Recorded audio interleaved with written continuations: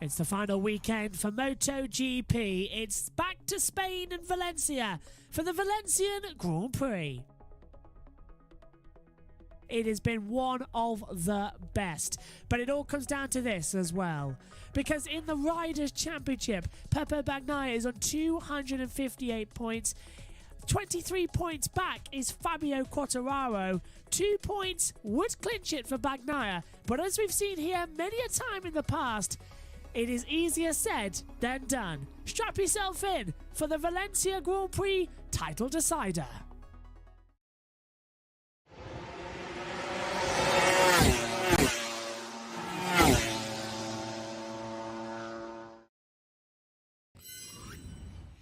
It all comes down to this then. One more race here in Valencia to decide who is going to be the 2022 MotoGP World Champion.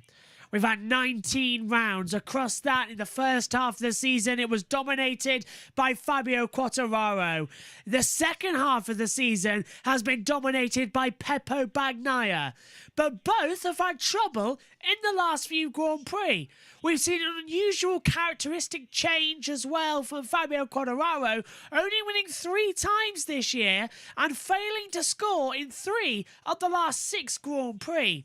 That little failure, combined with Bagnaia's 4 victories in a row and a second place as well in Aragon, has meant that he has overtaken a 96-point deficit to a 23-point advantage. It really is game on in the MotoGP World Championship. Good afternoon, everybody. I'm Joshua Birch. Welcome along to Valencia. Megan Birch will be joining me in the commentary box shortly as well. Over on BT Sports, Susie Perry is hosting the action. Sylvain Gintoli involved as well, as everything's just changed over. Let me just lean over here and give you a look at this stats that we've got here up in the commentary box. Well, I'll be having this ticker on all throughout the day as well, to provide you at home a complete experience of who is leading the title. Look at that. Pepe Bagnaia, 258 points, and then 23 points back on 235 is Fabio Quartararo.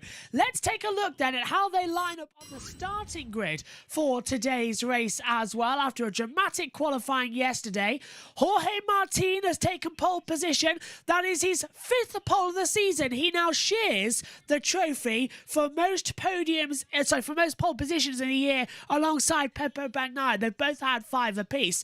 Marc Marquez starts second on the grid as well. Looks absolutely fantastic for him to maybe get his first win of the season here in Valencia, and it will be a fairy tale ending to sort of put to bed the misery he's had at the start of this year and the last 3 years as well since injury.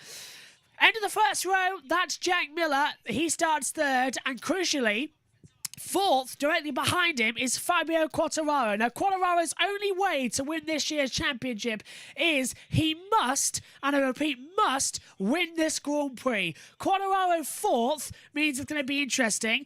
Rin starts 5th. Maverick Vinales is 6th. 3rd row of the grid now. Brad Binder starts 7th. Pepe Bagnaia starts 8th on the grid as well. 4 places back from Quartararo, but Bagnaia is in the middle of row 3. He's going to be very interested to see if he can slip up the inside line as well. Then we go forward with Johan Zarco rounding out the top 9. Right, 4th row of the grid, Aleix Espargaro, Luca Marini, Johan Mir. 5th row, Enea Bashini, Miguel Oliveira, Alex Marquez. 6th row for Franco Morbidelli, Carl Crutchlow, Marco Bezzecchi. 7th row for Fabio Di Giannantonio, Remy Gardner, Paul Espargaro.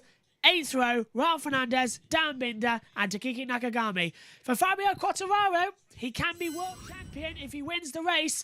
And Pepe Bagnaia is 15th or lower in the standings as well. Reminder, though, for Pepe Bagnaia to be the world champion here today in the decider, he can't lose more than 24 points to Quartararo.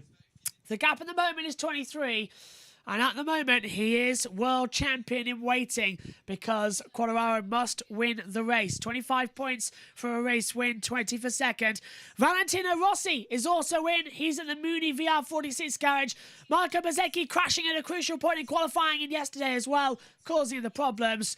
But Valentino Rossi, nice to have him here. BT Sport, I think I'm going to have a word with him. Let's go back to 2006 and a classic title decider with him and Nicky Hayden. Sure, there's a lot on the line, but for me, I can just go try to win this race and see what happens. Let battle commence. The final showdown is about to start. Hayden up the inside of Caparossi. Hayden now up into third place. There's Valentino Rossi, tucked in behind Casey Stoner. There's absolutely nothing he can do at the moment. Hayden moves into second. Whoa, this isn't over by any means now, is it? And Hayden is closing. Hayden is closing. Valentino Rossi is going to have to produce the ride of his life if he is going to win the 2006. Oh, Rossi's gone down. Rossi's down. Rossi's down. Rossi has crashed out. Rossi has lost the World Championship. Ladies and gentlemen, salute the 2006 MotoGP World Champion. It's the American Nicky Hayden.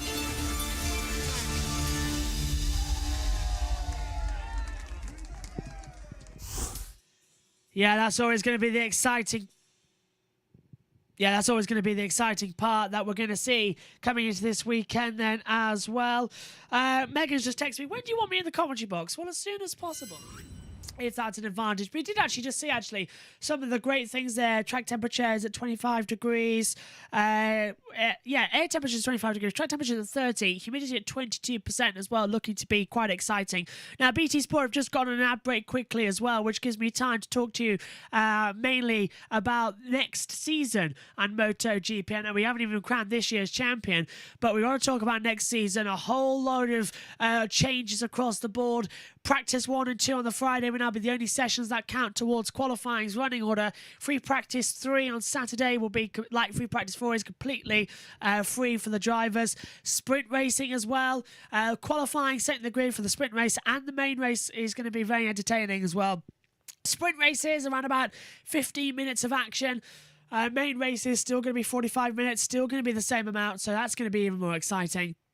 There's a lot of pressure here about MotoGP that they've got to get it right. Many people have actually been saying that this is their last weekend in MotoGP because they don't want to be doing a 21, 22 race calendar plus sprint races as well. They don't like the longevity of it. They don't like how it's getting. So I really, really hope that next year is a make year for MotoGP, not a break year, even though I personally don't agree with the sprint races. I don't think we need them that much. But still looking absolutely great then here for the title. The sighting laps are underway. The bikes are just making their way to the grid now as well as we're getting ready here. Let's just give you some stats about Valencia Circuit. This is Circuit Ricardo Tormo. We've been racing here as well since 2000s. It was modified back in, it was created back in 1999, I should say. So it's as old as me, 23 as well. Let's have its pole position on the right hand side. So Martin's going to be on the right hand side of the grid. Middle's going to be Marc Marquez. The left hand side will be Miller. So Miller's got the inside line down towards turn 1, but he can easily go up towards the right and block off Quartararo. It's going to be a very interesting start procedure when we get down to it as well. It's a 4.005 meter circuit, or 2.489 miles. Then it's 12 meters in width, so it's a small track actually for motorcycle. 12 meters in terms of track is around about the length we've got of this commentary box. Actually, it's not all that big to get riders side by side in as well. Further information: 5 right-hand corners, 9 left-hand corners, and as I did say yesterday, you go through 6 of those left-hand corners in a row. Turns 13, 14, turn 1, 2, and 3, so maybe 5 or 6 of them at the time. Then turn 4 is the first right-hander, so watch out for the front half of the breakaway as well. Going to be having a couple of problems there today. Ralph Kip says Yamaha as well, with loads of hand praises and praying as well. I really hope Yamaha can do well today and don't throw away a title, because they did have it at the beginning half of the season. But BT Sport, I've just come back, and we are also going to be heading for the grid. Here we go. Title decider time.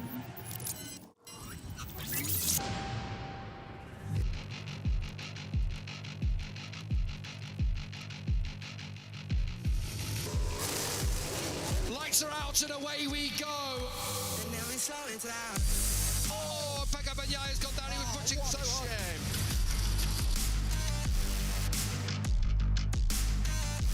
Fabio Quartararo takes his first victory of the season. The reigning world champion is back. Pecco Bagnaia wins the Spanish Grand Prix in Jerez.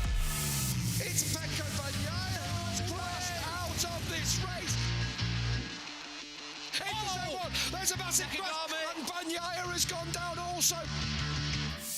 Fabio Quartararo extends his lead in the championship massively.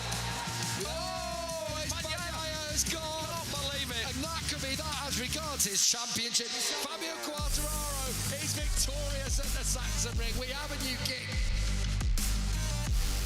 Fabio Quartararo's made his first mistake of the season. Absolutely superb third victory of the season. Pecco Bagnaia wins the British Grand Prix. We have a championship on our hands. A hat-trick of victory for Pecco Bagnaia. Oh, he's down, Quartararo! Fabio Quartararo is down. Oh, that's Bagnaia! Pecco Bagnaia has crashed out. Oh, Quartararo almost went down there. Bagnaia takes 16 points for the championship. It's 17th place for the world champion. Oh, Quartararo! Oh, Fabio Quartararo has now crashed out for the second time. That could be the championship done and dusted. Win number 7 is in Malaysia for Bagnaia. A stunning ride from Quartararo. Rolls the title on to Valencia. And now it's down. Here he is. We don't know who's going to be world champion. Susie's with Loves his Fabio. music, was DJing last night at the park. Susie? Oh, Susie, your mic. Right now I have a e-plug blocked in my ear, so I have no music on.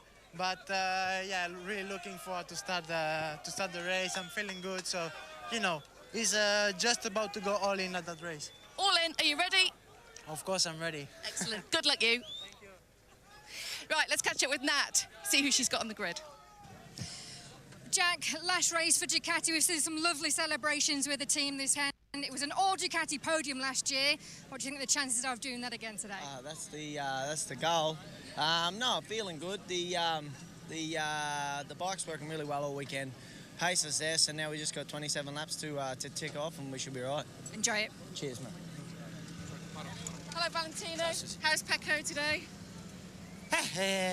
He's there because this morning was This morning was a good warm-up. It was very fast, so this is important for the race. Good luck today. Yeah. Thank you very much. Let's find out who Nat's with. John, good to see you. I know we spoke to you yesterday, and I know you watch all the races week in, week out. You've seen the twists and turns of the title race this season. Who do you think is going to do it? Are you Team Fabio or Team Pecco? It's a difficult one, isn't it? I mean, the best man's going to win on the day, and they're both, you know, done an unbelievable job this year, but Fabio's got to win. It's as simple as that, hasn't it? And, you know, Pecco's just got to keep his cool, but I just want to see the best man win on the day and a good old race at the front. You feel the tension as you stand on the grid and the atmosphere building now? Yeah, it's unbelievable. Like I said, I decided to come on Thursday. I couldn't miss the decider, and here we are on the grid, and, you know, I've got the family with me as well, so we're having a great time, and, yeah, really enjoying it. And a quick chat with Valentino there? Yeah, he come to see me. That's cool, isn't it? Yeah, I get on with him really well, and he loves the TT. He loves all sorts of motorsports. So, yeah, for him to come and see me on the grid, I feel a bit humbled. So it's really special. Enjoy the race today. Thank you, guys. Cheers. Yeah, Valentino loves John. He said in that documentary made last year at Silverstone how much he respected him and that he's in his phone contacts. He speaks to him often. Everybody's having a great time down here. There is an air of tension, particularly behind us, I think, with Ducati. An interesting thing that Valentino said about Pecco this morning being fast in warm-up. He was only ninth fastest, but clearly he's found something today, hasn't he? Yeah, he's not had the feeling all weekend, so whether it was the front end of the machine, the wind conditions on Friday, the cold weather yesterday morning, a little bit nervous in qualifying, so it was actually good to see. I still thought he looked nervous in the early laps of morning warm-up, but he built into it quite good. So a strong showing ahead of Fabio on the timesheets, and if he's got a better feeling with the sun, the temperatures continue to increase throughout the day. Conditions are better for him, so perhaps he can perform today. What do you think it was specifically that he changed? Because he did say that he didn't feel that confident with the front of the bike. Yeah, he's been saying that all weekend, that just not quite giving him the feeling. So the GP22 is quite different. Perhaps they needed to evaluate the front setup. Just it can be the smallest of change, even on the springs. Just gives you the feeling.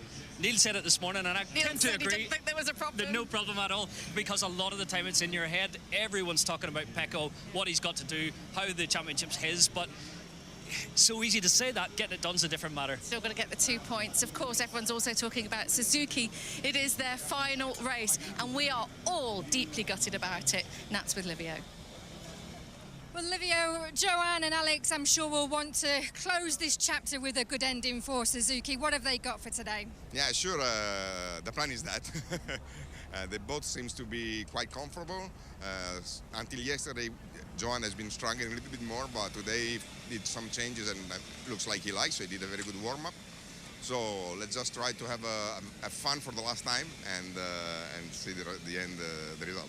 You've worked with Honda, you've worked with Ducati, you've had this year with Suzuki. Just how special has this team been for you? What will you take from this year with Suzuki? Sure, it's a very special team since I arrived in Qatar. Super warm welcome. Everybody's super professional, as I think otherwise would have been impossible to finish this season, because we knew the bad news came basically in Jerez, so it was the beginning of the season has been tough, but the wins in Phillip Island I think was a good reward for the effort that everybody put, so I must thank everybody in the team. We'll certainly miss them. All the best today. Thank you very much. Back to you, Susie. We really will, and we hope that they come back very soon. We're standing next to Fabio Quartararo's bike. We have the team boss, Maio Meregala, with us. Fabio can only do what Fabio can do at this stage. Now he's got to go out there and win the race. Can he do it? I think he can. Now, I think we really prepare the GP well, and we did everything we could, and I show a really good pace. It was ideal maybe to start from the first row, but the second one is good as well. And I saw him very relaxed and comfortable with the bike, confident in himself. It won't be easy, but now we are all in his hands. All in his hands, and he's all in, as you said to us earlier. In terms of the front row, do you have concerns there from two Ducatis, and of course Marc Marquez is there as well, in terms of winning the race? In this moment, for me, one bike same as the other, and I'm just hoping that they will be fair, and that's it. Well, we're seeing shots of Fabio, I think, at the moment. He's looking very calm, very cool. He knows the situation, and it would be incredible. It would probably be the most incredible story if he could retain his title this year, because the odds are massively stacked against him, aren't they? It has been a kind of roller coaster for us, because we had a difficult start, then we recover well, and then we start losing points, and then we recover. Now, being a second, for sure we have less pressure than probably Pecco has now, but in any case it won't be easy, because the only way to win the title is win the race. I think he's having more trouble getting through back to his bike than anything else at the moment. Maio, thank you very much. We wish you the very best. Thank you for your time. Michael, tense times, in a way, almost. Fabio can go out there and enjoy himself, can't he? Yeah, and actually Fabio looks like the Fabio of old. Earlier in the season, when he was just going on a run, stealing points away from everyone, it's been tough for him. He has rebounded well, so it's nice to see the difference in approach at Sepang now that he's the chaser. So he knows what he's got to do today, and he's worked towards it all weekend. So fingers crossed and good luck to him. Yeah, this is the scene then on the grid here in Valencia. We're in between rows 2 and 3, the two men that everybody is talking about. Fabio Quartararo, who is 23 points behind Pecco Bagnaia, who has to just get 2 points going from the row behind him. We're going to have a little break now as we hear two national anthems, the Spanish anthem and the Valencian too.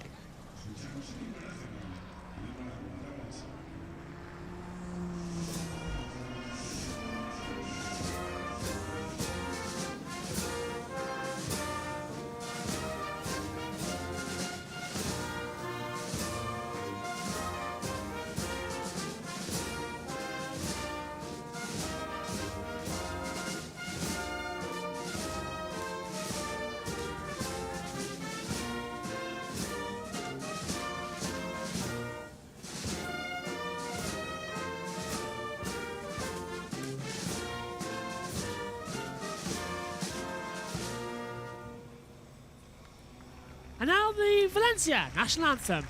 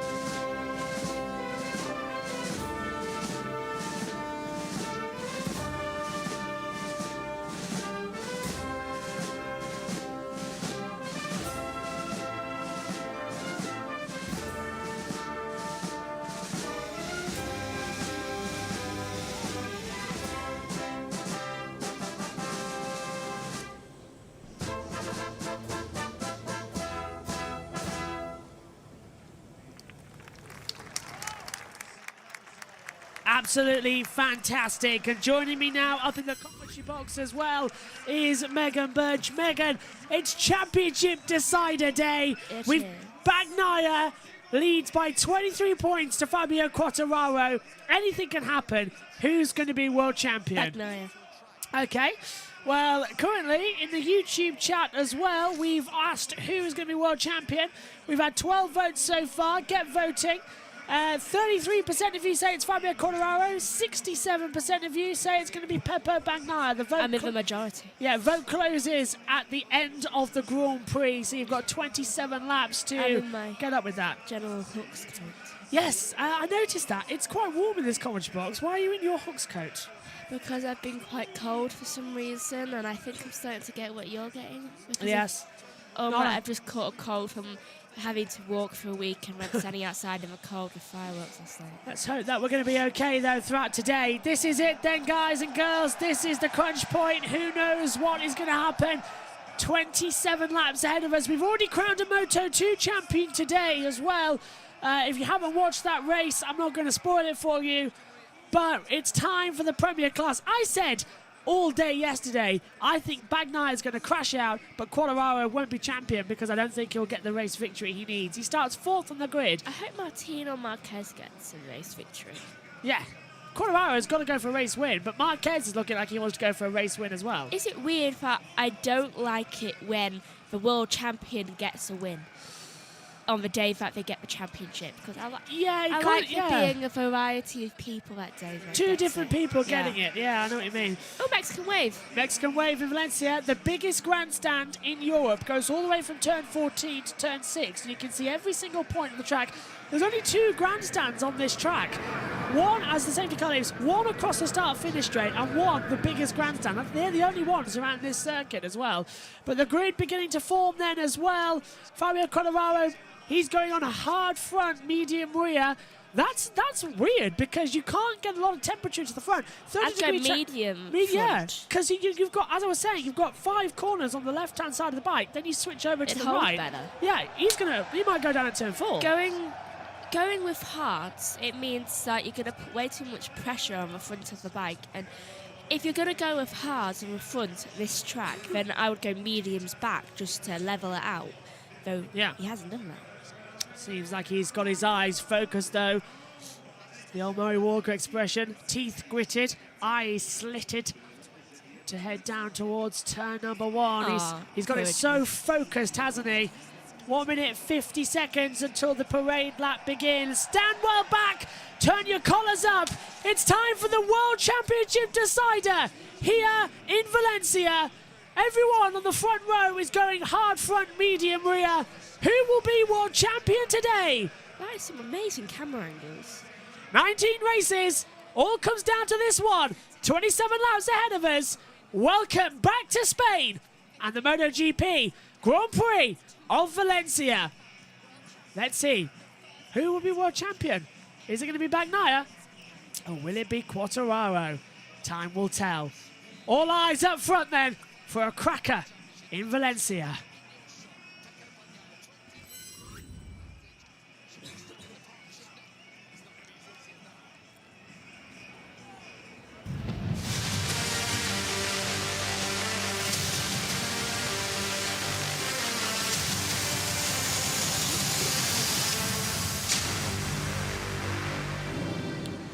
For the first time since 2017, the MotoGP World Championship is going to be decided at the last round of the season here in Valencia. It is between Peppo Bagnaia and Fabio Quartararo. Here's the starting grid for round 20 here at Valencia. Jorge Martin has pole position. Alongside him is Marc Marquez and Jack Miller. Row 2, Fabio Quartararo, Alex Rins and Maverick Vinales. Row 3, Brad Binder, Peppo Bagnaia and Johan Zarco. Row 4, Aleix Espargaro, Luca Marini and Johan Mir. Row 5, Enea Bastianini, along with Miguel Oliveira and Alex Marquez. Row 6, Franco Morbidelli, Carl Crutchlow and Marco Bezzecchi.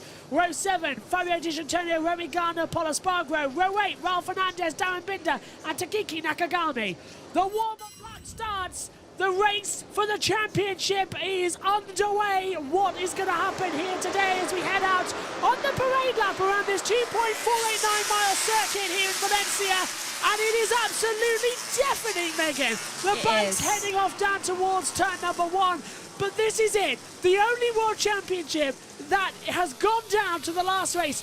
I know you're going to say IndyCar is technically a World Championship, but it's actually a series. Formula E didn't go down to the last day. It went down the day before. It's going to go down to whoever finishes ahead. This is brilliant. 23 points to gap. We've got it open just below your screen here, the live points as they run. We'll have that throughout the race. But it's Bagnaya's to lose. Wouldn't it be hilarious if they both crashed out? Well, it'll give Bagnaia the championship automatically, won't it? Exactly. Here he is, Bagnaia, champion if he doesn't lose. 24 points to Quartararo, has crashed out in Qatar, crashed out in France, crashed out in Catalonia, crashed out in Germany, crashed out in Japan. 5 retirements alongside victories in Spain, Netherlands, Silverstone, Austria, San Marino and Malaysia as well. It's sold out here at Valencia. 170,380 people are in here. Compare that to Fabio Quartararo, though, who was having a remarkable points finish until he crashed twice in the Netherlands and then crashed again in Aragon and then crashed in Australia. A lot of DNFs, 3 DNFs in the past 6 races. It's not good enough. There's a load to look forward to here before the lights go out. And Megan, really the only question that we've got to ask, what lap will the title be decided on? Is it going to happen early, or are we going to have to go right down to the end to decide this one? I'm going to be hopeful that it's decided early and just say lap 5.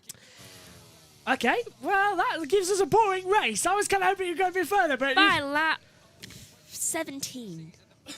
It happened in Moto 2 earlier. An so exciting middle and an exciting end. Well, we've had 19 exciting Grand Prix that have led us around the world in 9 months. It's time for the title to come down to this one race. It's Pepo Bagnaia versus Fabio Quartararo. Green flag at the back. All eyes to the lights. The decider is under starter's orders. Red lights on.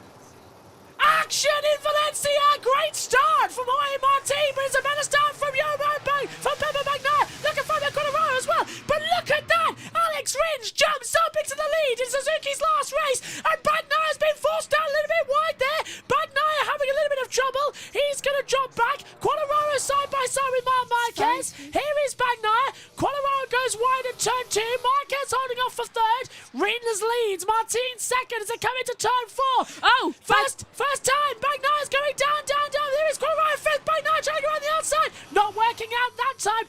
No jump starts, we've been told.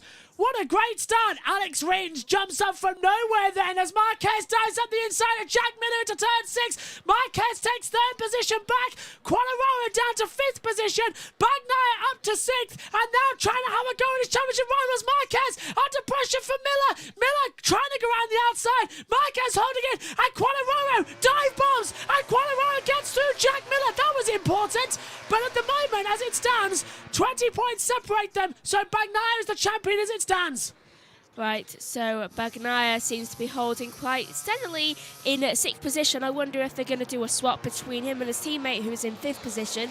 And it was kind of worrying, Fifth, that Miller was in 3rd and then suddenly both Marquez and Quartararo passed him. Well, Marquez went on the inside line. I think Miller got sat up a little bit. We need to see that again because it wasn't a great camera angle. I think Miller got sat up and had to back out of it. Maybe. Down the start, though, Suzuki in their last ever Grand Prix lead the way with Alex Rins as a complete lap 1. Jorge Martin 2nd, Marc Marquez 3rd, Fabio Quartararo down to 4th position and might just take 3rd position. He's done it!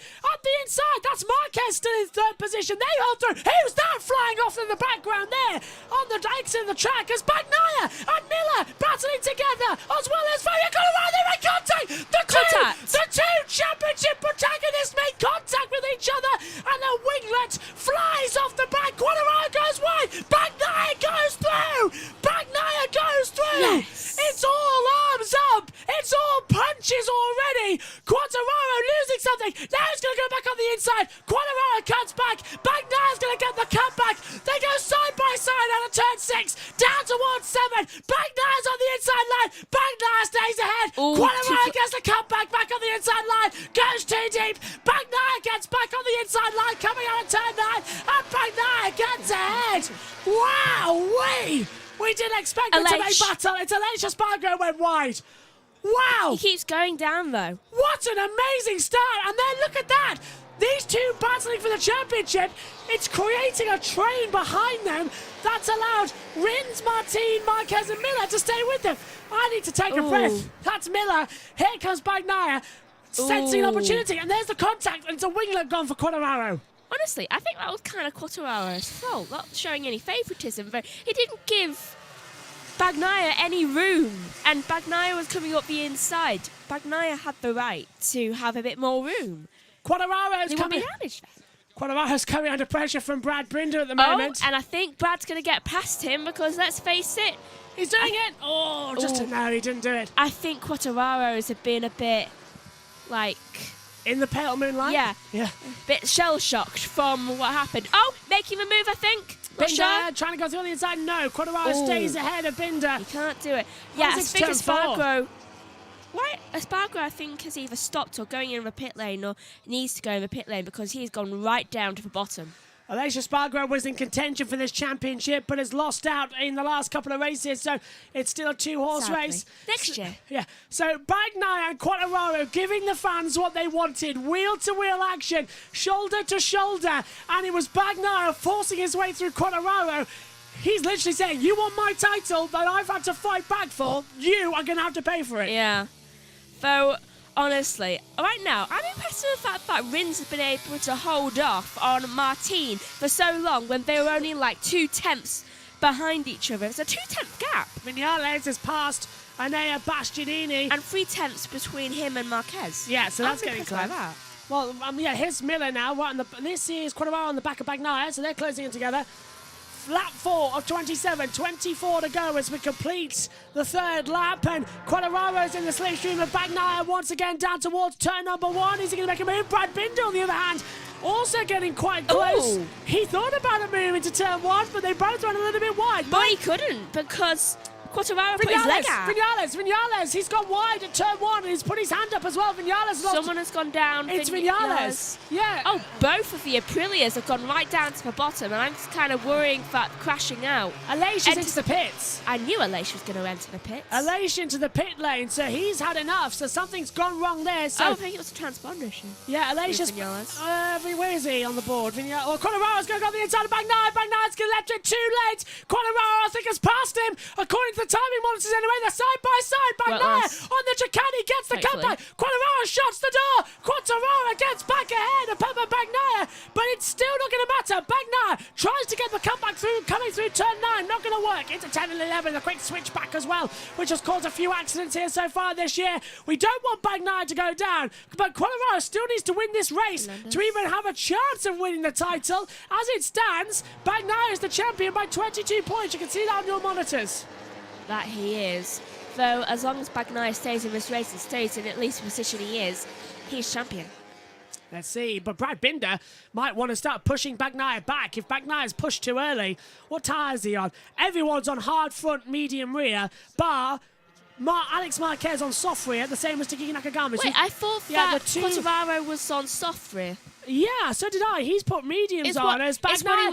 Quartararo's going a bit too deep into turn 1. Bagnaia tried the cutback on the inside line, won't work out. Yeah, I think the same thing. It's what they said. Quartararo was on soft rear, but now he's on medium rear. He must have changed. And that's Paul Espargaro. Paul Espargaro's crashed out. Oh, not a good day for the Espargaros. Paul Espargaro has crashed out of the Grand Prix, and Aleix already in the pit lane.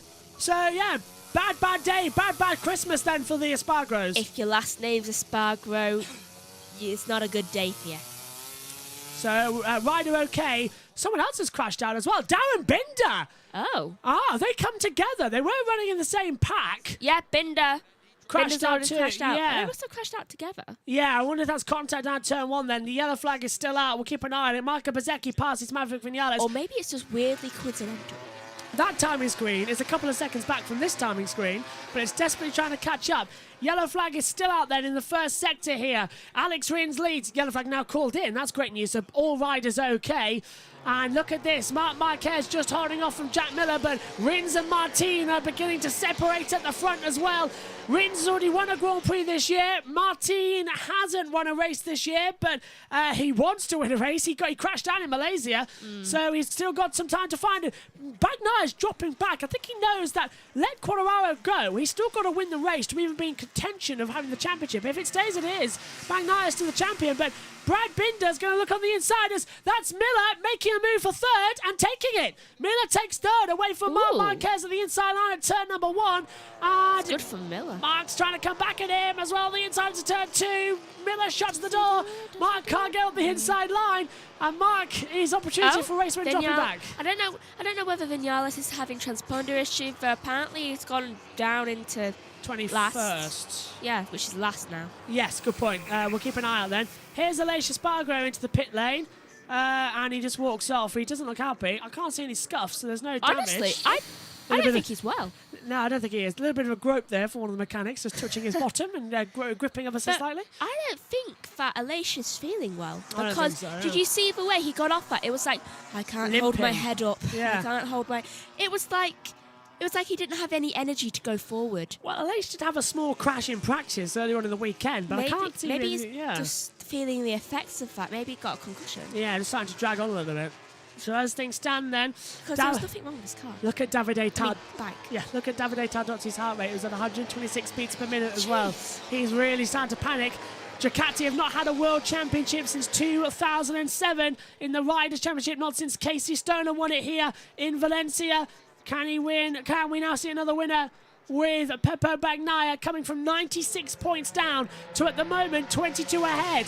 That would be a major difference, but Brad Binder on the Red Bull KTM factory is trying to get a position for 6th into turn 1. Binder's running too deep. Binder's going to run wide onto the green, just about picks it up. Thought Johan Mir was going to go through. Zarco ran wide, actually, in the background. Mir is catching up. Someone's down, turn 1. I knew someone was down. Someone dropped it too deep. Is it Alex Marquez? Alex Marquez and Morbidelli. Oh, have they gone into each other? Well, that is... We're seeing again Quartararo. Yeah, Marquez crashed out. Oh, Morbidelli's come back up. I think it's a transponder issue. But Alex Marquez is out, 100%, yeah. Look. And that's it's a winglet gone for Bagnaia, not a winglet gone for Quartararo. Yellow's still out. Yeah, so it is Alex Marquez. Rider okay, though, presumably to turn 1. Marquez actually rejoined the race, so the yellow flag gets brought in. Bagnaia, then, is a winglet down on that aero-heavy Ducati that requires it to get momentum. That's why Quartararo has pulled out a 1.3 second. Bagnaia, Megan, on a track you can't overtake at. He's becoming Fernando Alonso. He's doing the train. Which is good. Good to be Fernando. Yeah, if he wins the title. It's good to be Fernando. Okay, I'm not gonna disagree with Megan's Fernando. But yellow sectors 3 and 4. Who's gone down? It's Carl Crutchlow! Please get back up. In what could be his last ever MotoGP Grand Prix, because he was... Isn't it always the way? Yeah, he's debutising, of course, for the retired Andrea Dovizioso. He's come into the last few Grand Prix. But Carl Crutchlow out of what could be his last ever MotoGP race. Carl, get back up. That's sad for Great Britain, sad from our personal point of view as well. Get back up. Our first winner since Barry Sheene, of course, in the Premier class. Back in 2016, that was. So yellow sectors 3 and 4. We'll see if he gets to go back out then. There's Davide Tardozzi's other heart rate. 121. There's Davide Tardozzi. Why are the yellow hearts always so calm? Hang on. Melissio Minio as well. His heart rate was at what? 92. Yeah, 92. Crutchlow has rejoined the race. Hey. Attaboy. Yeah, I thought he's too proud to retire. He's got Willow here, his daughter this weekend, and his wife as well. He's like, do you know what? I'll walk it if I have to. Yeah, they want to do it at the end as well. And thanks for the compliment there, saying this is some energetic commentary. It means a lot. It's an energetic race. We were falling asleep in the Moto 2, Moto 3. Marquez into the pit. Alex Marquez, that is, into the pit lane, so it looks like he's out of the Grand Prix. Carl, you better not enter the Binder. pits. Sorry, Meg, look at Binder. Went way wide into turn 10. Tried to go around the outside of Bagnaia. Bagnaia, he saw it coming and just drifted. He drifted it wide. Yeah, just blowing out right. Perfect. Perfect from Bagnaia. He's doing everything he can to get the title. Quartararo currently in 5th position. As you can see on the live track at the bottom, that takes it to 22 points difference. So Bagnaia is still the champion. If Quartararo has to win this race to even stand a chance of winning the title. Damn, Zarco's really making his way up the field, isn't he? Past Miguel Oliveira in the background. Where did he start? Alex Marquez has rejoined the race, so it looks like crashing is not going to be a retirement problem here today. Oh, so someone else is... Binder's passed Bagnaia! Binder has passed Bagnaia. The gap now 21 points in favour of Bagnaia. But this is what we're going to see throughout the race. Bagnaia struggled across all of the practice sessions. He did not have a great Q. Well, in fact, he was 17th in practice 1, just made it through for the cutoff to automatically qualify for Q2, was 12th at one point, then started 8th on the grid. He's not happy at this circuit as much as you might think he is. Yeah, I know. I won't be either, though here's a replay of it. Lucky he didn't fall, because he did have a little wobble when he was trying to pass Bagnaia, though thank goodness he didn't fall. And what the hell is going on in midfield? Midfield having a battle, is it? Zarko, where are you going? Looks like he's having something out there as well to try and have the advantage as they come back through. Zarko keeps going 1 up, 1 down, 2 down, 1 up. It's like watching musical chairs. They're a really weird version. And we're all together, Gaguchi-chu. Seems to be having that way at the moment as I've just switched over to correct commentary for Adam listening in as well. Finally, the colours are back to the correct drivers on the leaderboard. Yeah, found out that was going to happen this weekend. I don't know why, but I was happy to see it myself. 18 laps to go then, as things stand. Let's take a look. How many of you think Bagnaia will be the champion? I don't know about that, though. Midfield has problems. At the moment, 38% of you say Fabio Quartararo will be world champion. 62% of you say Pepe Bagnaia will be the champion. As things stand, as you can see on the driver tracker, Bagnaia is 21 points ahead of Fabio Quartararo. So easily in this book. Very easily. Well, it's sort of the mid-race lull now, isn't it? 10 laps, 18 to go. Also, I don't know why. And I don't know if it's just because of the food I've had today. Though I'm feeling like I want to be sick. Nervous energy. What's happened? Yeah. Who's down? Is that Marquez? Is that Marquez? Yes, it's Marquez. Marquez has crashed out to Valencia. That was on. For a split second, I thought it was Bagnaia. Oh my God, is this like a really bad day for brothers? Yeah, both Paul and Alicia out. Now Alex and Mark out. Let's see how it happened. Marquez into turn 8, turns in, front dips away from him. Oh, his bike is like... it's very unhappy. Marc Marquez, the best opportunity to win. He can start anew next year. He's going to have to. Now, what does that do to the championship? Quartararo on 20 points back. It increases them. Yeah, so Bagnaia reduces it by 1 point at the moment. Bagnaia goes up to 6th, Quartararo just got up to 4th. Oh, I just realised something. What? If it's a bad day for brothers, then Binder, Brad, you better watch out. Yeah, because Darren's already crashed out earlier on in the race. All the people have crashed out. How's a brother in here? Yeah, Paul Espargaro and Lechberger crashed out. Alex Marquez, well, he's back in the race, but he's limping. Mark's crashed. Darren's crashed. So where's Brad? 5th. Good news for Bagnaia. It is good news for Bagnaia, but that could happen. Well, ending their season of struggles and misery for both Repsol Hondas. Yeah, both Repsol Hondas are out, as SHT points out. Ooh, bad day for Repsol. Yeah, Repsol, a miserable year, miserable 3 years. Actually, yellow flag gets withdrawn now. It's lap 11 of 27 then for the MotoGP Valencia Grand Prix. Hashtag the decider. We're on board with Fabio Quartararo running in 4th. And now, Megan, actually, this is where Bagnaia would start to panic, because Quartararo has got clean air in front of him. He's not got Marc Marquez, and he's starting to close in on the leaders. So Quartararo... But he shouldn't panic as long as he stays. Yeah, but when have you ever known Bagnaia not to panic and crash? Let's hope he crashes into Quartararo then.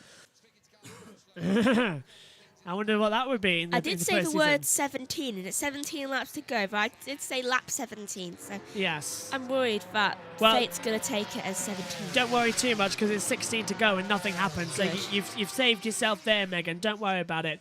1.7 seconds. Quartararo has got that gap down now, and Bagnaia with a winglet broken, remember. I just realised. He's dropping into the path of Mir, Oliveira and Marini.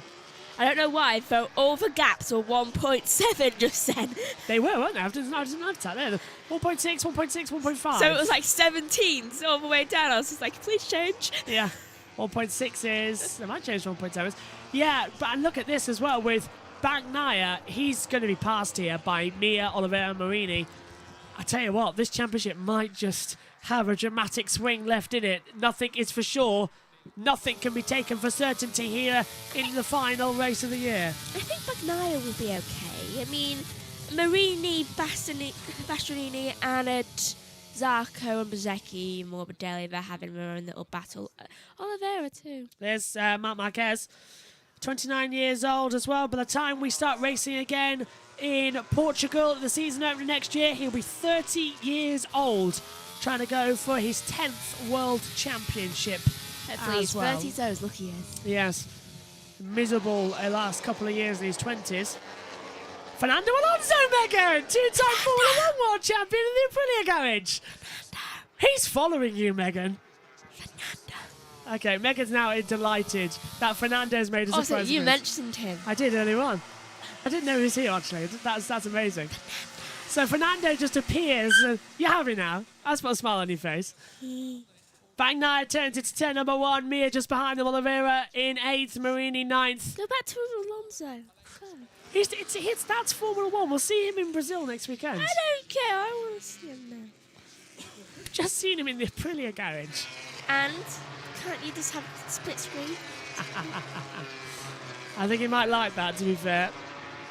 As they come back through. Action, integrity as well. 15 ago, wins Martin, Miller. The top 3, Quartararo now 1.4 behind. And Megan, the disadvantage here of the winglet being missed for Bagnaia, he's losing a lot of straight line speed. Bagnaia might actually just fall outside the points. This could be we're approaching halfway shortly. 14 laps to go, 14 laps into the race. We could be in for a dramatic second half. Gigi Dall'Igno is looking worried. I wonder what his heart rate is. We haven't got one on for him. Shame, why? Well, it's on Davide Tardozzi instead. I think... his heart's always racing. Yeah, Davide always likes to stand during a Grand Prix. I can sympathise with him as well, being on the balls of your feet.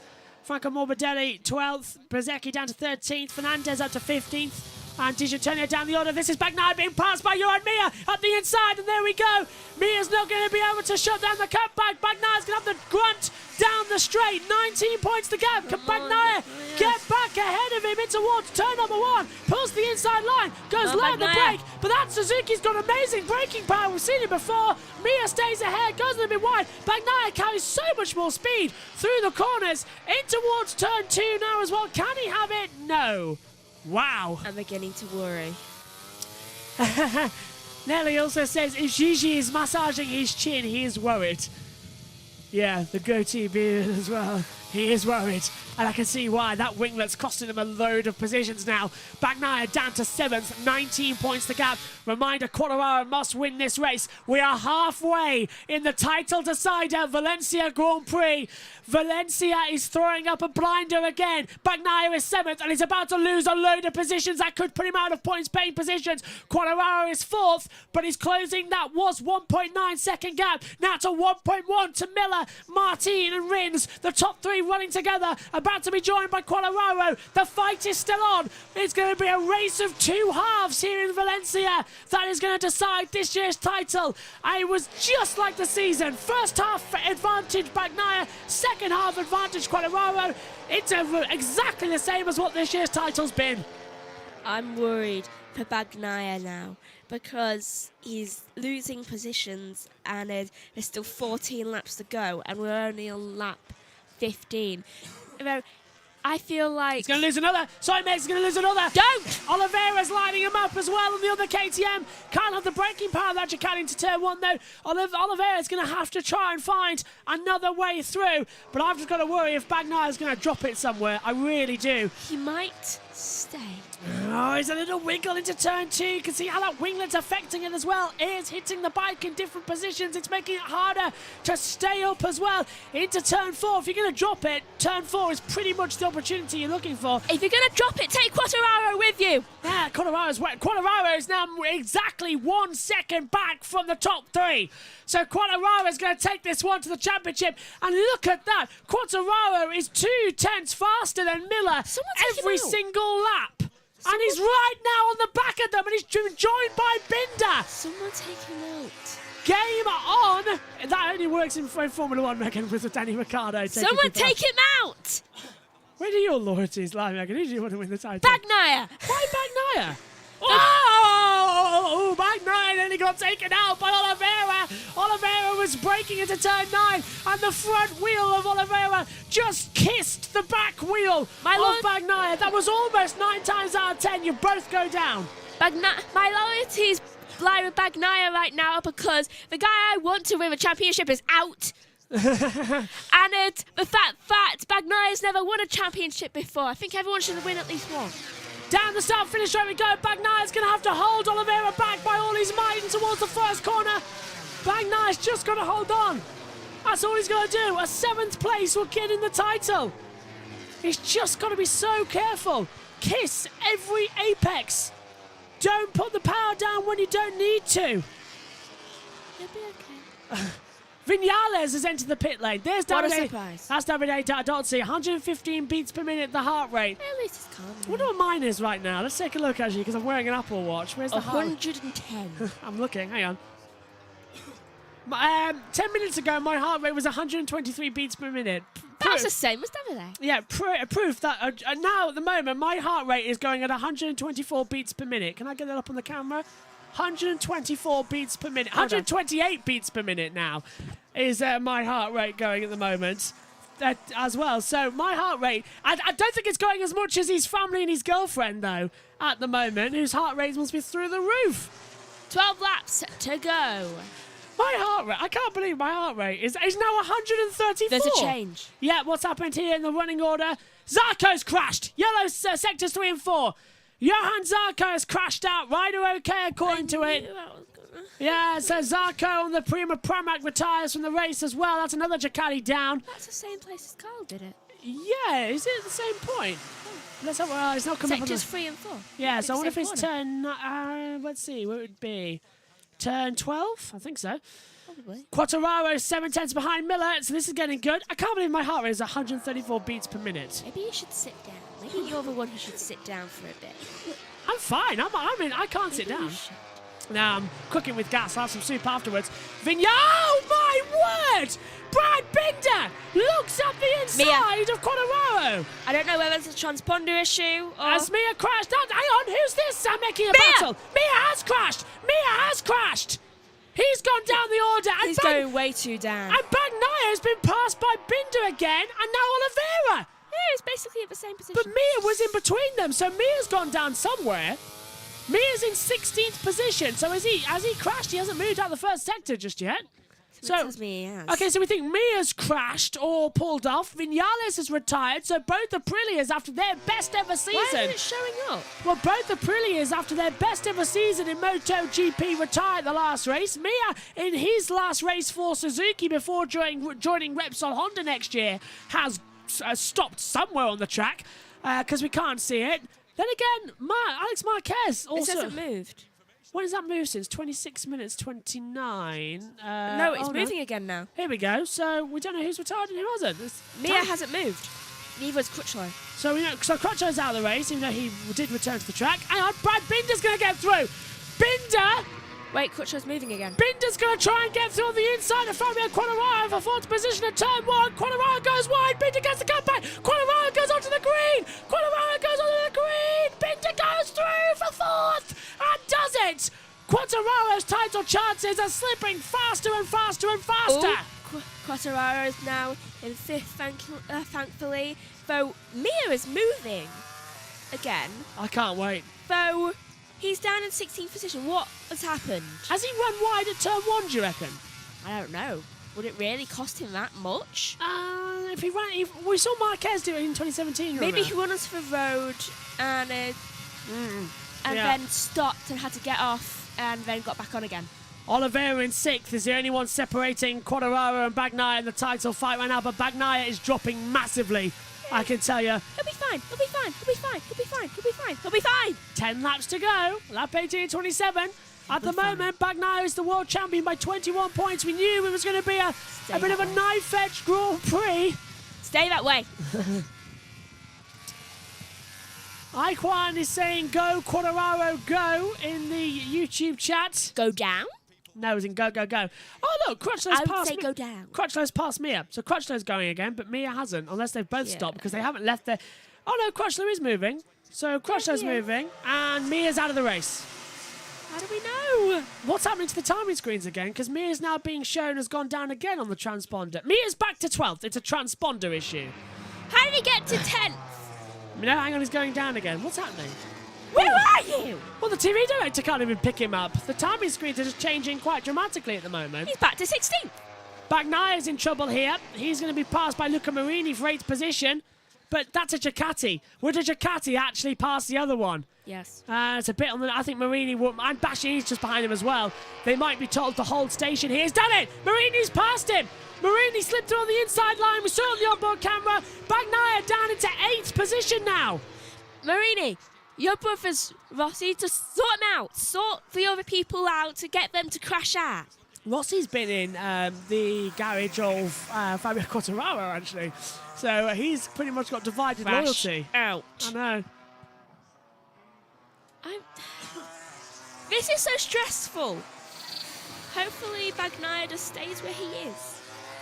Looking very quick. Very energetic as they come through on the inside line. What is going on with Mia? What do you mean, what's going on with Mia?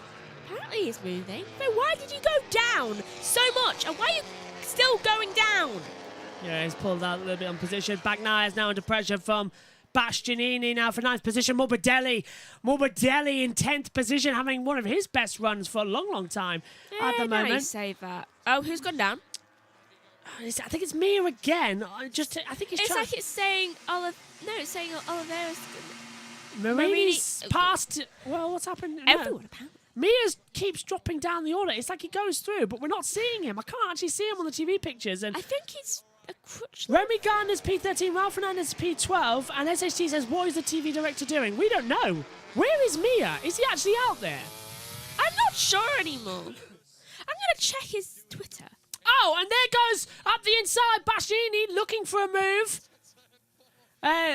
Nelly saying, my God, that graphic is giving me heart attacks. It's giving us heart attacks as well for the commentary box. They keep changing every now and then. We can't locate Johan Mir anywhere. We can't see him on the track. He's now in apparently sector 3.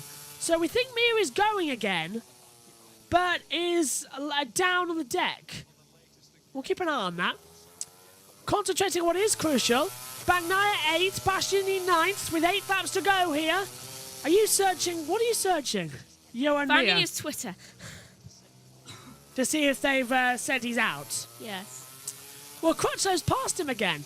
Bastianini, he's getting so close. How many times this year, Megan, have we seen Bagnaia and Bastianini battling with each other in crucial parts? They should have had a championship fight. And of course, it's no team orders because Grenesci is a Ducati bike as well.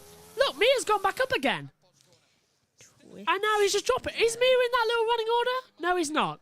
We think Mia has crashed. And we just can't... It hasn't been announced. It's because he's gone down to 16th again now. So we think he's caught up with lap traffic. Or he's out of the race. We can't tell. There's a hashtag on Johan Mir. Maybe that will help. Yeah, find out what on earth is happening with his transponder as they come through. SHG says, I just think that Mia already chilling on the sidelines. The leaderboard is so weird. Yeah, it's having its own party this evening, isn't it? With all its changing positions as well. Apologies, by the way, if any of the BT coverage is leaking in for the background as well. That's because the ambient commentary has been a bit weird this weekend with the ambience noises. That's why you might be hearing some Neil Hodgson and Gavin Emmett in the background, but hopefully the bikes make up for it when they actually kick in like there. Nothing. Nothing mentioning him for the last 55 minutes. Check the Suzuki Twitter. Suzuki's own Twitter.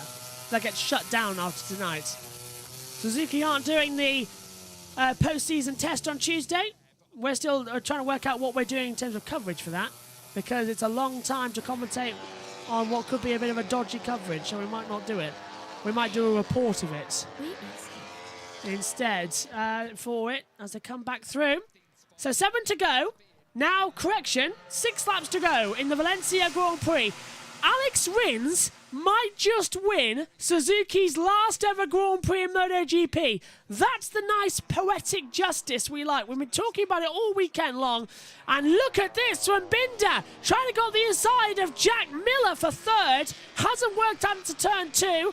Jorge Martin still P2. Quartararo has now joined the fight. Hang on.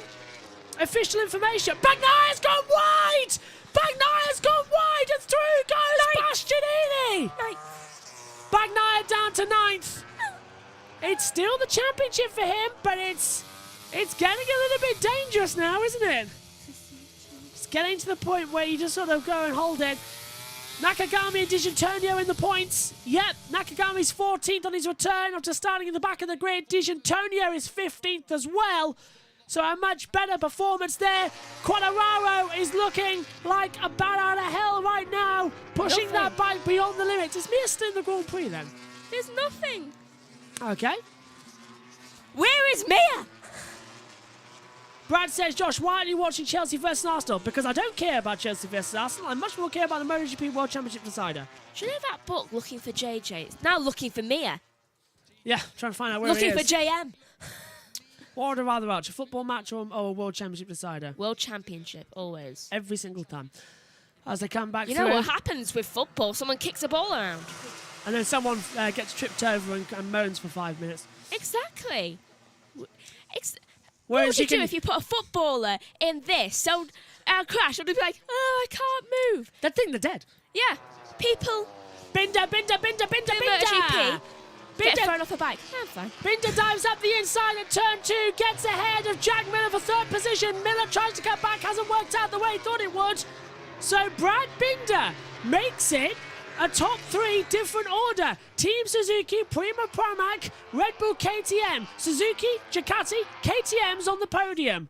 It's That's a 3 of completely different top 5. Yeah, that's 3 of the 5 manufacturers on the podium. Who says MotoGP isn't competitive? It's very competitive.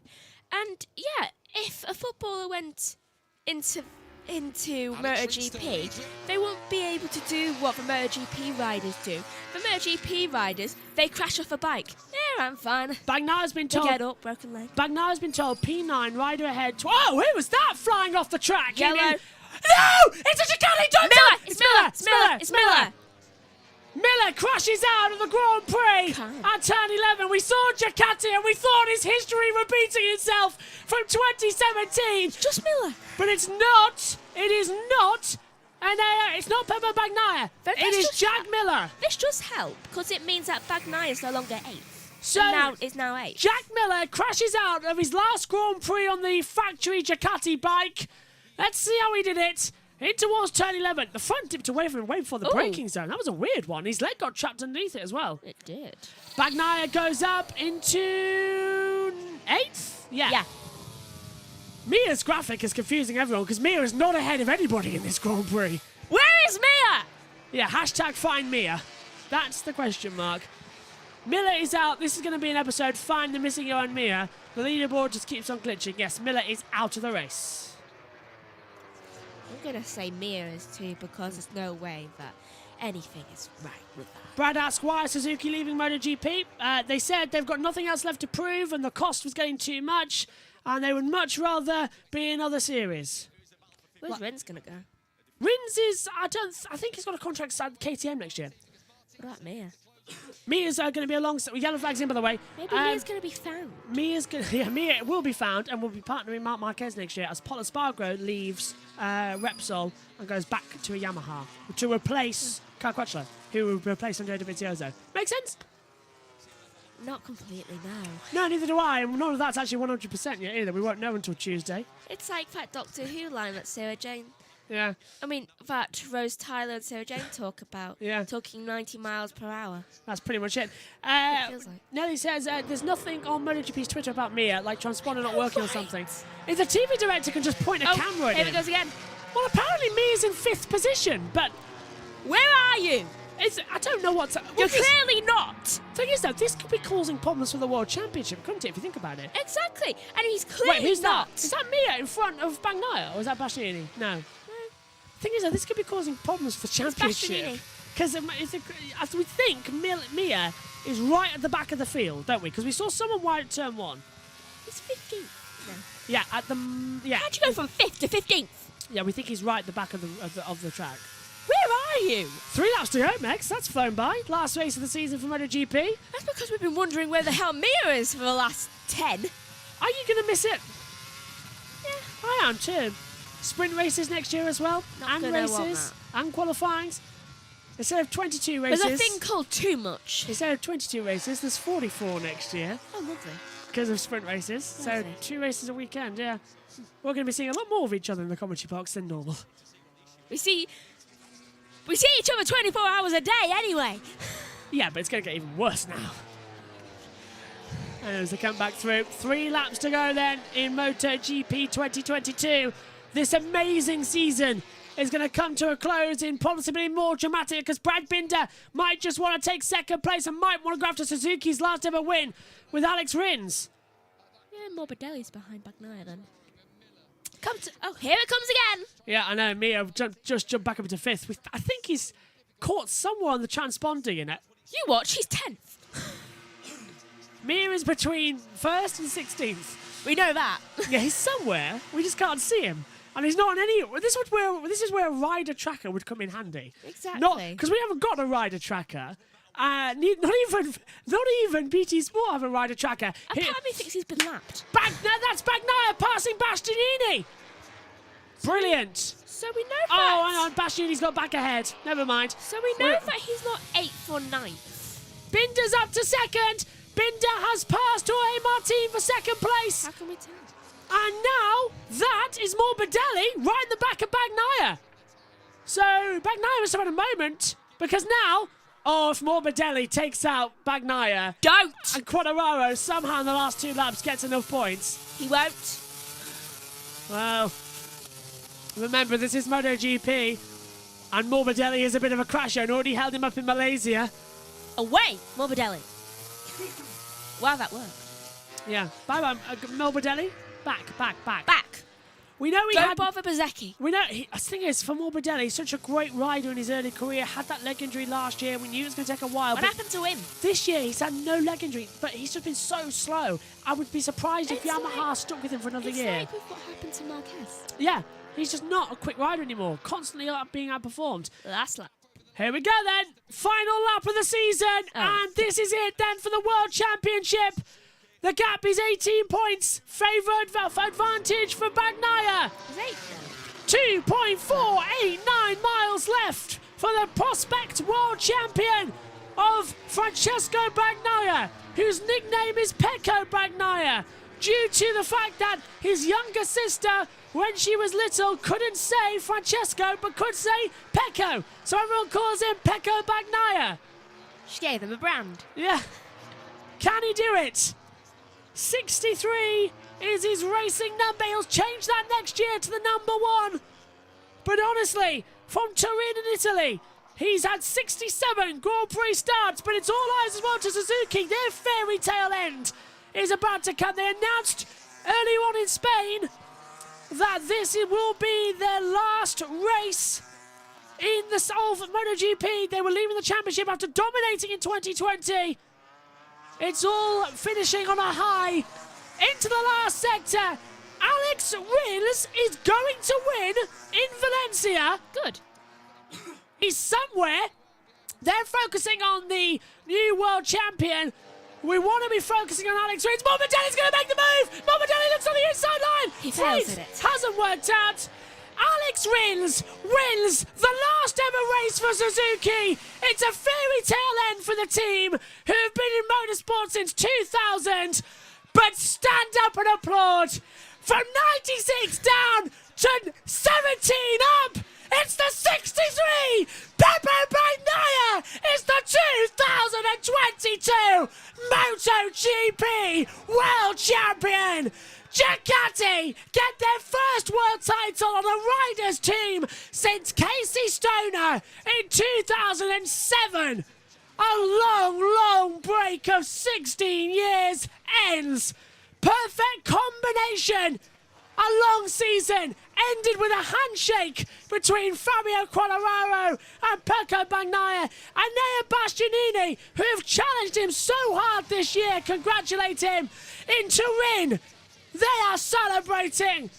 In his hometown, they are celebrating. The world is red once more in MotoGP.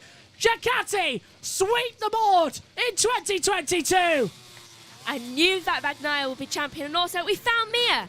He's in 6th. Mia finishes in 6th. So he was out there. Tears in the eyes for the world champion, Pecco Bagnaia. He was 96 points down and then won in the Netherlands, Great Britain, Austria, San Marino, and was second in Aragon. 5 podiums, 4 wins, put him back into championship contention from 96 down to 17 up. That's better than cricket. It is. Wow. I mean, you've got to stand up and applaud that. The sheer determination.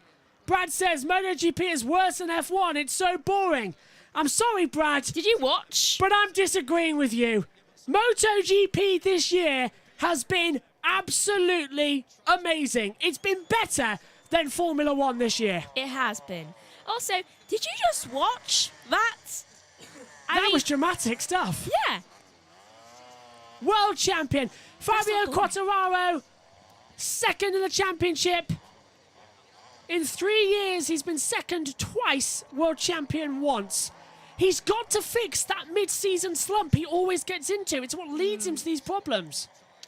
Though, then again, it's paid off for him this time, so at least he's got one. Next year, I want Aleix to win. Prix lose their concessions next year as well, so they're going to have to fight as hard. Davide Tardozzi is there. His heart rate is now at 47. Isn't that like heart attack level? Beats per minute. Now, I think it's 150, isn't it? What's my heart rate? Yeah, he's 3 away. My current heart rate at the moment, as we see the championships going out there, is 128 beats per minute. So not too bad. Maybe you should sit down and have some chocolate cake after this. Well, I'm not well. I mean, know. I've had to be dosed up on medication. Have some soup.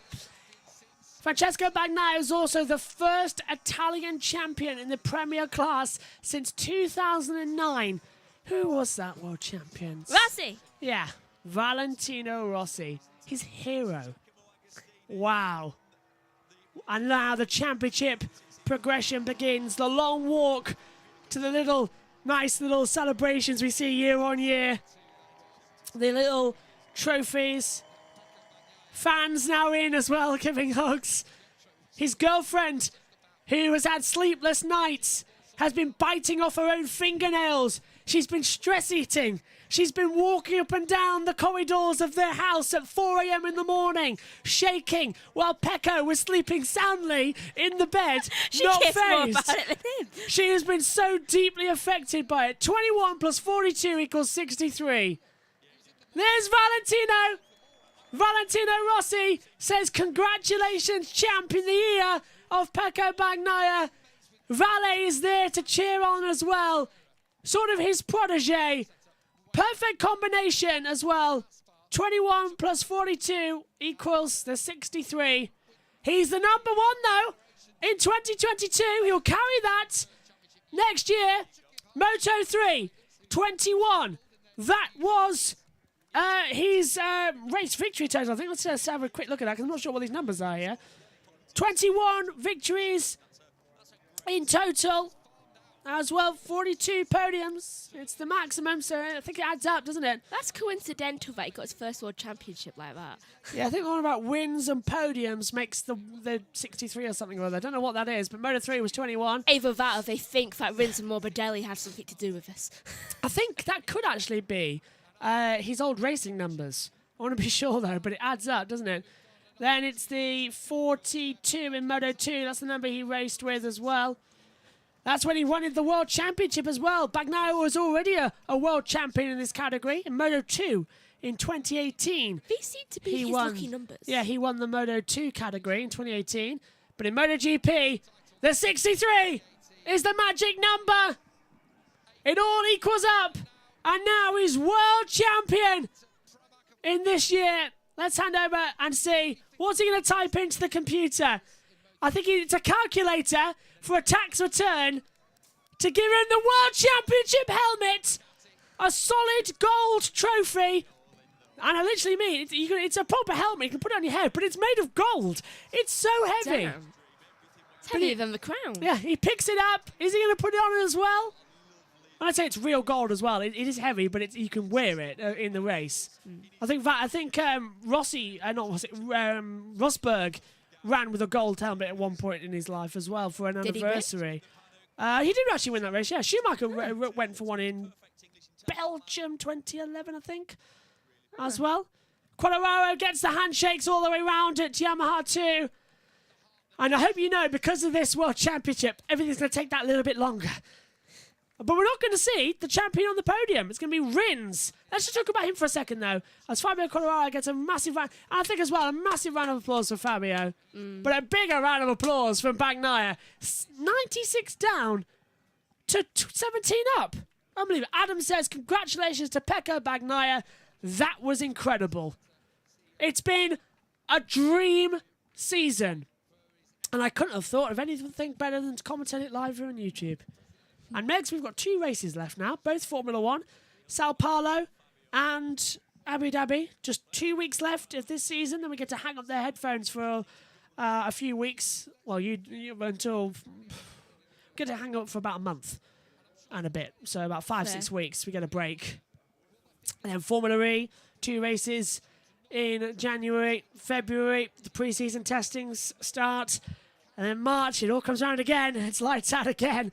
Although MotoGP is actually the last championship to get going on the 26th of March in Portugal. Not in Qatar. 26th? 26th of March, the season starts in Portugal. You should get Dad in. Yeah, that's what I was thinking. Yeah, it starts in Portugal, not Qatar. Oh. And that means Portugal becomes the first ever circuit to host a season opener and a season closer. Oh. Yeah. Yeah, it's the 26th of March. We should get Dad in. Yeah, birthday, of course. Formula 1, though, starts on the 5th of March. And I think that's exactly the same day as the IndyCar. So I think we literally finish Formula 1 and go straight over to IndyCar. Like, I think it's that type of thing again. The dreaded thing again. Yeah, where it's back-to-back, like it was this year with Texas Motor Speedway. Yeah. There's a lot that was back-to-back. Yeah. Anyway, we'd have to worry about that for a while. That's what, November, December, January, February, March. That's 5 months away. 5 months? That's a long time. That's a very long time. Yeah, but then again, it feels so soon, doesn't it? It feels soon, though. It's really, really long. 5 months of an off-season. 5 months? It's a long one as well. From November 26th. Well, what's the date today? November 6th until March 26th. That's a very long off-season for MotoGP. That's almost 6 months. Yeah, it's a very long off-season. And then we go again for 9 months. It's insane. Bagnaia is making his way back to the pit lane now as well. How does that work out? I don't know. Well, Somehow it does. Well, December, January, February, March. 4 months. The Italian combination ending a 50-year drought. An Italian rider is back on top of the world with an Italian bike.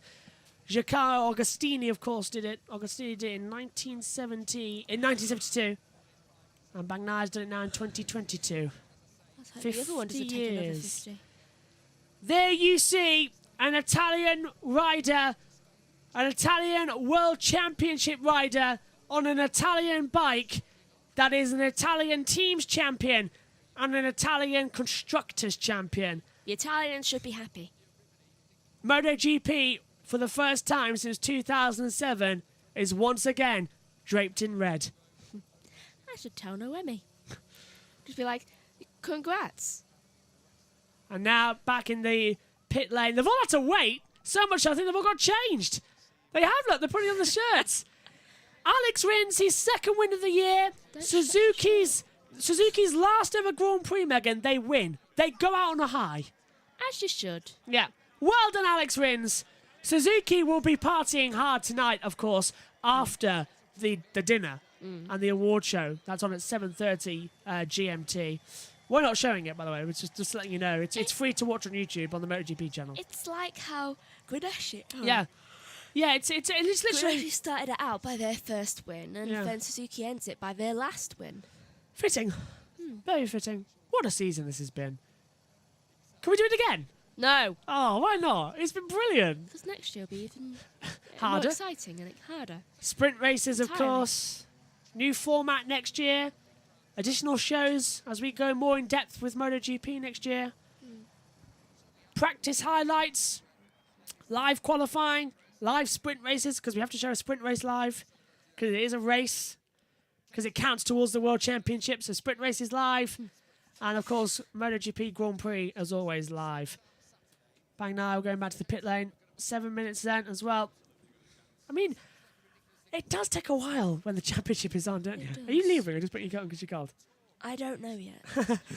Don't leave me. We haven't even had the top 3 yet as they come back through. Also, it is cold. It is a bit cold, yeah. Bagnaia walking back. Well, I say walking. He's going and crawling, isn't he, with all the marshals on the track. Jogging. Thing is, though, we can't start the post-race interviews until he gets back, and he's been out there for 15 minutes, so it's kind of milking it a little bit, isn't he? I know. Pecco. I wonder if his sister's here. Yeah, they're all cheering, aren't they, behind? Whose sister? Pecco's.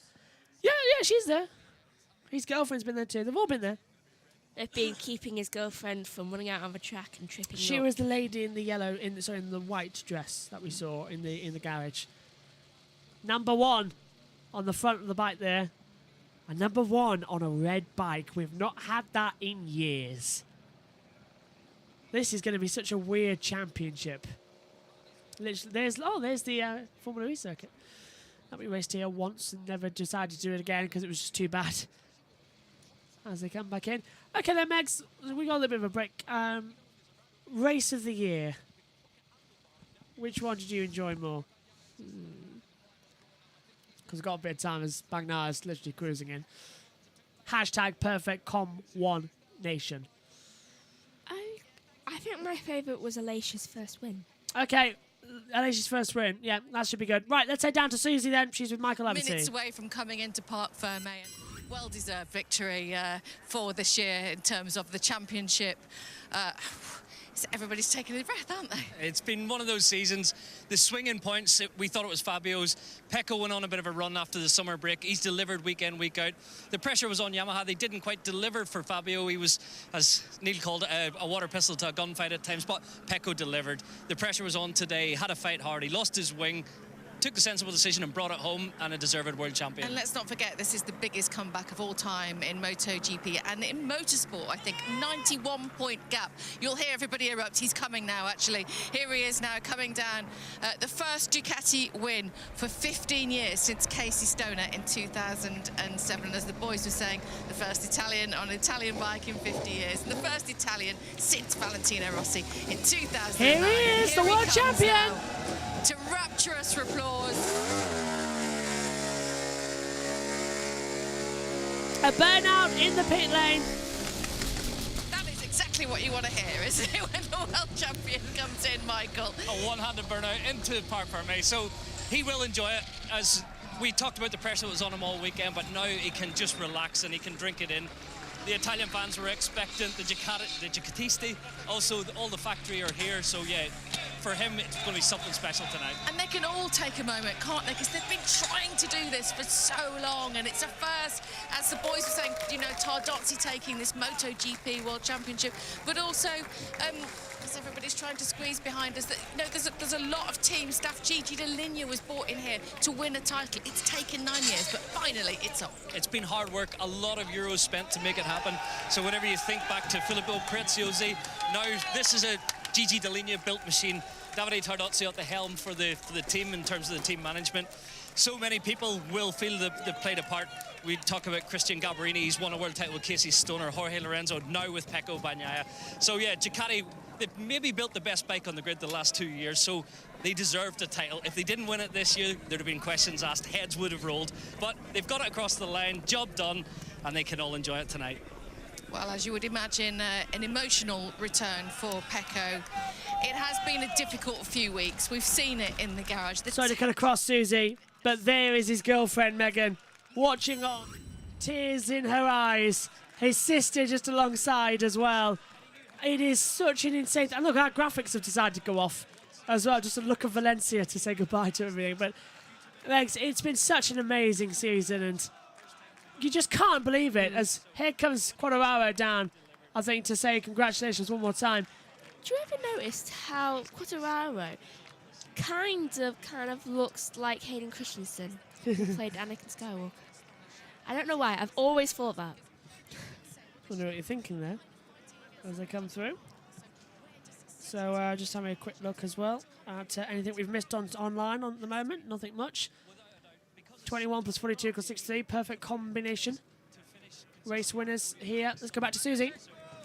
To 91 points back and have the reserves to dig deep every single weekend, to go on a run, to actually own it himself. So after the summer break, he said it was him who needed to accept responsibility for those mistakes, turn things around and make the difference, and boy did he do that. He's incredibly honest as a rider, as a person. He tells you the truth. He puts his heart on his sleeve, which surprises riders like Neil, for example, who can't believe that he tells you when he's stressed and under pressure. But that's the kind of person. He's very gentle. It is. Do you think, obviously he was Moto2 world champion as well, but do you think this championship could change him in any sense? Difficult to say, because I do like the transparency.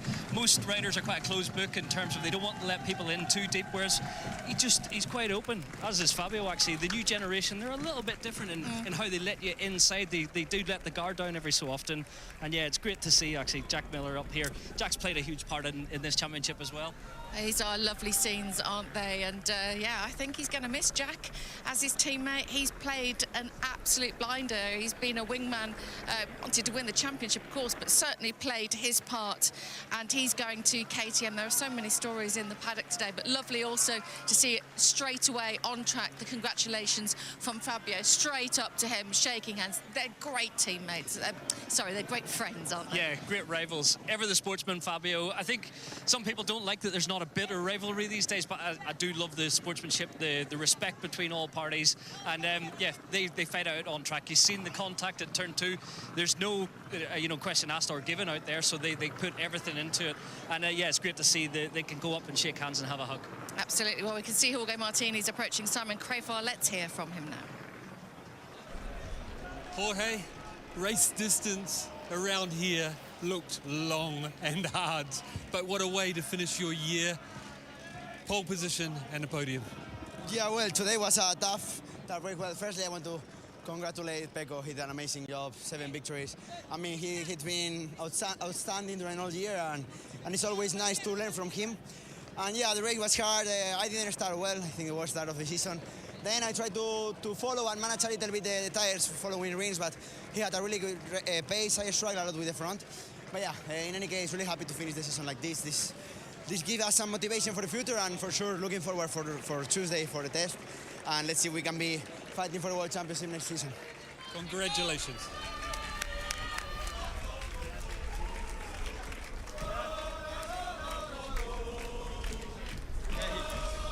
Brad, that ride was phenomenal. You must have believed it was possible. Yeah, I tried so hard today. I think it's the first season I haven't had a win in Hull in I don't know since when. So I really, really wanted the win today. I fought so hard, and the beginning I really got stuck at the end. I couldn't get past many people, but I need to say a massive thank you to my team. They've done an amazing job this season. The best bike I've had all year was the one today. And yeah, fought my hardest, and I'm happy to finish in second, and let's build for next season. Huge congratulations. Thank you very much. And now the race winner, Alex Rins, to be interviewed. Alex, that was like a display of how to win a MotoGP race perfectly. The start and every lap, and a perfect finish for Suzuki. Amazing, amazing. You know, finish the season, Suzuki leaving. We cannot finish better. I mean, P1, I'm so proud. I learned a lot with Suzuki these years now. Start a new chapter in my life, but anyway, thank you guys. Gracias a todo el mundo que ha venido a apoyarnos. Estoy muy contento. I'm so happy. What a wonderful ride, Alex. Thank you. Back to you, Susie Perry. Well, it's a fairy tale finish for Suzuki, and as the boys said, why it just is so frustrating. Clearly, they can build a fantastic bike and a fantastic team as well. This is just so sad they're leaving the paddock, isn't it? Yeah, massive shame. Some of the best brains in the paddock are in that pit box. They've won 2 of the last 3 races. When you see it perform like that, an inline 4 with horsepower to battle those V4s, Alex is superb whenever he's at one with the machine. So yeah, massive shame that they won't be on the grid next year, but who knows what the future holds. Maybe they'll go back to the drawing board, develop a V4 and come back in a few years time. Fingers crossed. We'd all love to see it. Absolutely everything crossed. Well, let's hear now then from your new MotoGP world champion. Here is Francesco Bagnaia. Pecco Bagnaia, MotoGP World Champion. How does it sound, Pecco? Tastes good. Tastes good. Sincerely, the hardest race of the year of my life. I was struggling a lot. My ambition was to be in the top 5, but I didn't know why. But after 3-4 laps, I started to struggle very much with the front of the bike. It was impossible to control. But then the most important thing is that we won, and we are the world champion, and it's a really great day. I'm very happy. Huge congratulations. Thank you very much. Pecco Bagnaia then is the world champion. We'll come back up to the Combox camera then at the moment because we've lost our timings. So we've got TweetDeck alongside us and Megan Birch still alongside me up in the commentary box then to talk through all of the action. Megan, world champion Pecco Bagnaia. He doesn't make it easy for himself. No. 96 down. We were writing him off midway through the year saying... Well, you didn't know. I thought it was going to be either Aleix or Bagnaia because I didn't want Quartararo to win 2 years in a row. I never think it's a good idea, and I do believe this for Max Verstappen as well. I never think it's a good idea for a world champion to win his first world championship and then the next year. Counting Marc Marquez, by the way. Yeah, counting Marc Marquez in 2019. Since Marquez's accident, we've had different world champion every year. Marquez won in 19. He had his accident and started in 20. Then it was Mir 20, Quartararo 21, Bagnaia 22. 4 different years, 4 different champions, but 4 perfect years for MotoGP because it's just so close now with everyone. It is, and it's quite refreshing. Oh, also, I do know that Alonso won his first championship and then his next world championship, but has he won one since? No. Exactly. That's why I feel it's a curse. I'd just like to point out 5 points either way across 5 championships. He could be a 6. He could be a 7-time champion. Yeah, 5 points across a couple of championships, and he could a point in 2007, a point in 2012, a point in 2010, and he could have been a champion. So just 5 points across 3 championships, he could be at least a 5-time champion on that maths. I mean, does that hurt as an Alonso fan? I don't think you could have handled Alonso's championship years. I was too young. I was 0 and then 1 when it... No, wait, what? I was... Born. I was born, yeah. Yeah. First Very 2 years. young. First 2 years of your life. Yeah. Bagnaia's going to go on the podium to claim the World Championship trophy as well as everyone's just getting ready. It'll be a Spanish winner, though, in a Spanish country. Alex Rins has won here for Suzuki's last ever Grand Prix in the Premier class as well. It just gets better and better for everyone involved. And the championship has been decided. Up onto the podium they go. For Jorge Martin, 3rd, Brad Binder 2nd. And the cheers go through the roof for a Spanish winner and Suzuki's last ever Grand Prix winner, Alex Rins. Someone's got the drums out. Ladies and gentlemen, boys and girls, sit back and enjoy, once again this year, the Spanish national anthem of MotoGP. But first, we're doing it in complete reverse order. Oh. It's the championship trophies. Caught us all by surprise, that, hasn't it? Unusual. Yeah, okay. So, is this the Constructors' Trophy? Suzuki's last ever race win, everybody. Thank you, Suzuki, for so much over the past 40-odd years of MotoGP. And from a British point of view, thank you for giving us Barry Sheen's legendary moments. Jorge Martin takes his 8th career podium in MotoGP, 36 across all categories. The president, Jorge Villegas, presents the 2nd place trophy to Brad Binder. His 5th MotoGP podium, his 40th career podium across all classes. But for Alex Rins, Win number 5 in MotoGP. He's 17th of his career. His 18th podium in the Premier class. 57 overall. Suzuki's last ever win.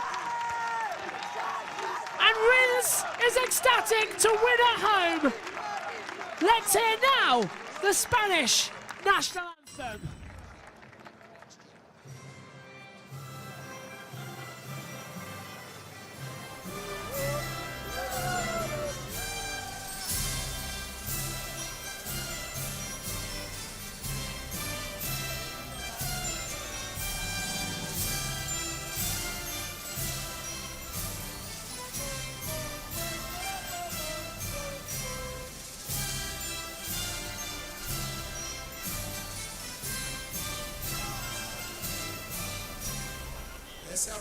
Don't ask me why it's sped up.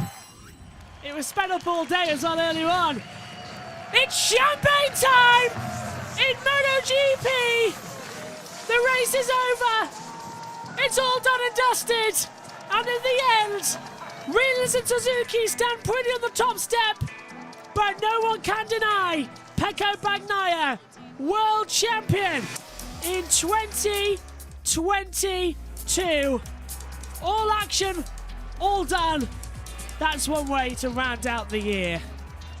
Look at Rins.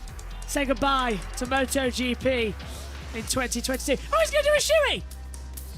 Oh, BT, he did a shoey. Rins did a shoey. Just saying, Rins did a shoey. Why? Don't know. Right, we've got less than 2 minutes to wrap up. Okay, let's run you through the results quickly because as you can notice, our screens have gone off. Alex Rins wins, Brad Binder second, Jorge Martin is third, Fabio Quartararo fourth, Oliveira fifth. Mia did finish and was in sixth position, that is confirmed. Marini seventh, Bastianini eighth, Pecco Bagnaia ninth, and there's the world champion this year. Morbidelli 10th, Bezzecchi 11th, Fernandez 12th, Gardner 13th, Nakagami getting points on his return 14th, Di Giannantonio is 15th, Crutchlow out of the race in 16th, so is Alex Marquez, Miller, Zarco, Vinales, Marc Marquez, Binder, Paul Espargaro and Aleix Espargaro rounding out the DNFs. Megan, it's been an amazing year. What are you most looking forward to for MotoGP in 2023? Whole new format, whole new ball game. It could be make or break. Hopefully, Aleix's championship. Hopefully. And I want an early prediction as well. How is next year's championship going to go down to the last race of the year?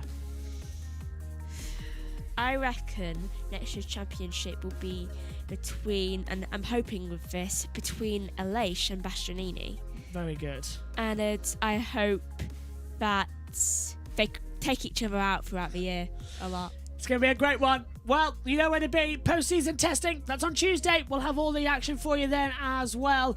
But we have to wait a while, I'm afraid. 26th of March. We'll be with you from Friday to Sunday. Live coverage of qualifying, the sprint race, and the main race as well. Highlights from all of the practice sessions as well. 2023 can't come soon enough. But in 2022, it's a season we're not going to forget in a hurry. Your world champion, from 96 points back at the midway point of the season to 17 points ahead, is Francesco Bagnaia. MotoGP was yellow. Its red light spells danger. Bye for now.